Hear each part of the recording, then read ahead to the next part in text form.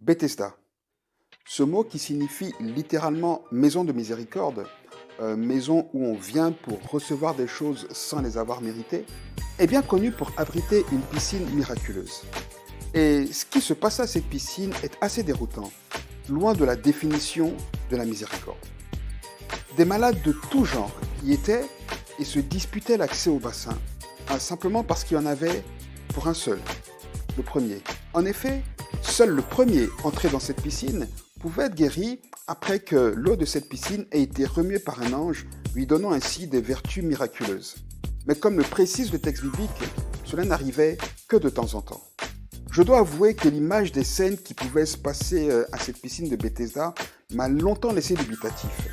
Le Dieu qui nous a tant aimés au point de donner son Fils unique afin que nous ayons accès au salut, serait-il capable de laisser faire une telle bagarre avec des acteurs estropiés, parfois incapables de se déplacer tout seuls d'un côté, et de l'autre, des personnes atteintes de maladies moins handicapantes, capables de faire l'effort, parfois de bagarrer, de faire preuve de force pour accéder à la piscine et être guéris. Dans ces conditions, il est clair que ce paralytique que nous présente l'apôtre Jean dans son évangile, malade depuis 38 ans, n'avait aucune chance d'y arriver.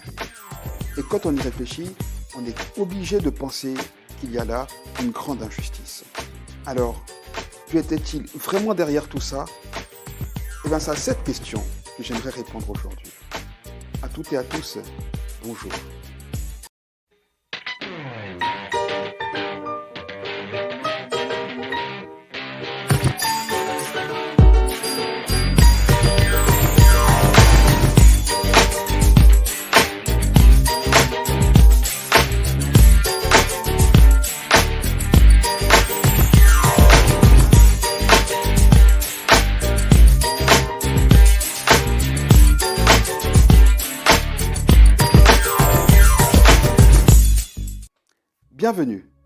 Bienvenue dans ce nouvel épisode d'Elikia, temps d'enseignement, d'édification et d'encouragement autour de la bonne parole de Dieu.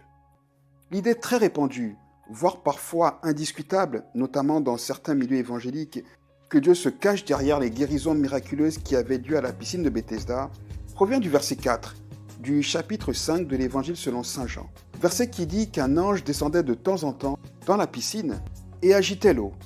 Et celui qui descendait le premier, après que l'eau avait été agitée, était guéri, quelle que fût sa maladie. Une autre version, notamment la version français courant, apporte une petite précision à ce texte. Elle dit qu'un ange du Seigneur, donc elle souligne du Seigneur, descendait à certains moments dans la piscine et agitait l'eau. Le premier malade qui descendait ainsi dans l'eau agitée était guéri de sa maladie, quelle qu'elle fût. Je vous invite donc à vous attarder quelques minutes avec moi sur ce verset. Alors, une première chose est certaine. Dans cette piscine, il y avait des guérisons de tout genre. Et cela, Jean le souligne dans son récit sans aucune équivoque. Notamment quand le paralytique répond à Jésus « Seigneur, je n'ai personne pour me jeter dans la piscine quand l'eau est agitée. Et pendant que j'y vais, un autre descend avant moi. » Cette réponse indique que, premièrement, il y avait bien des guérisons miraculeuses dans cette piscine. Deuxièmement, que toutes sortes de maladies y étaient guéries.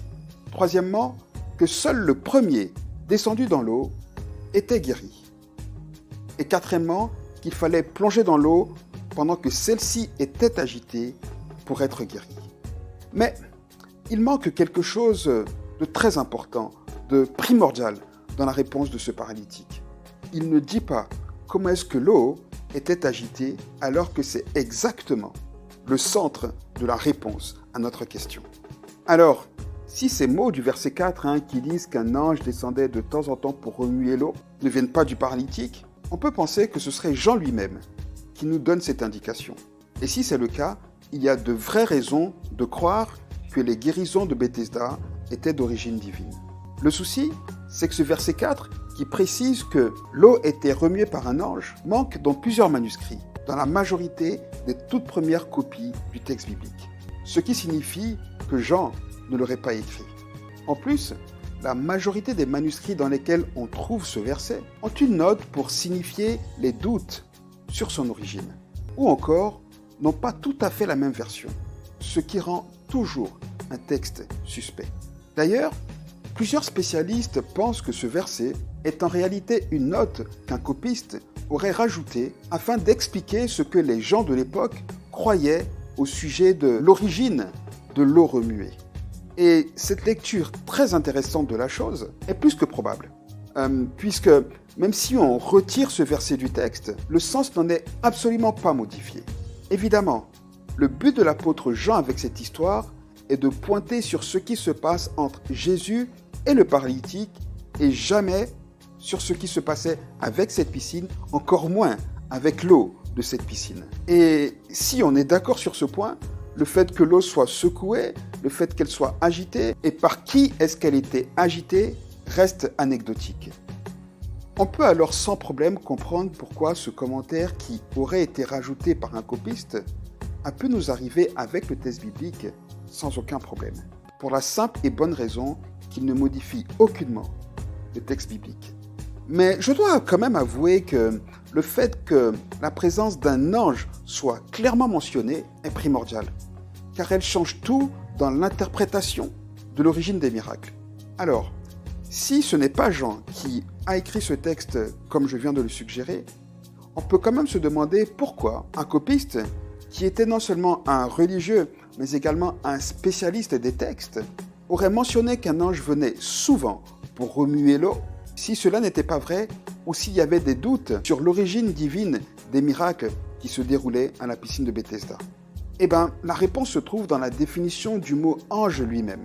Dans le Nouveau Testament notamment, le mot ange, qui signifie envoyé, est parfois utilisé pour désigner des hommes. Par exemple, dans l'Évangile selon saint Luc, au chapitre 7 et au verset 24, il est écrit que lorsque les envoyés de Jean furent partis, Jésus se mit à parler à la foule.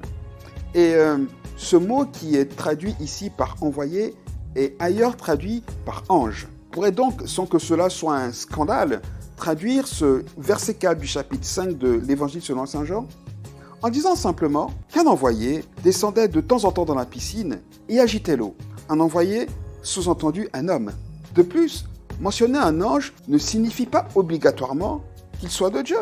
Souvenez-vous, l'apôtre Pierre nous dit que certains anges ont péché et que ceux-ci ont été précipités dans les abîmes de ténèbres par Dieu qui les réserve pour le jugement.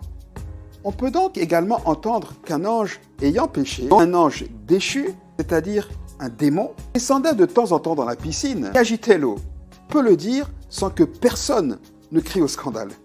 Alors, si on ne peut évidemment pas remettre en question le fait que ce qui se passait à cette piscine de Bethesda était un phénomène surnaturel, on peut en revanche affirmer que notre Dieu, le Dieu de la Bible, n'a pas pu en être à l'origine, pour la simple et bonne raison que cela ne reflète en rien sa nature.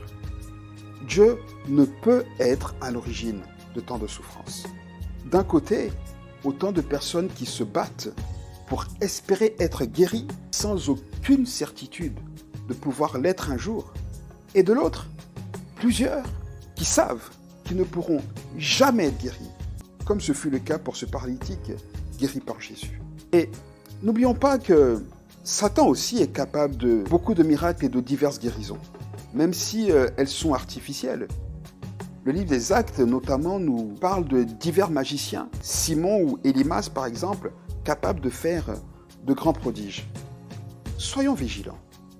Tous les phénomènes surnaturels ne sont pas de Dieu, ne sont pas du Dieu de la Bible.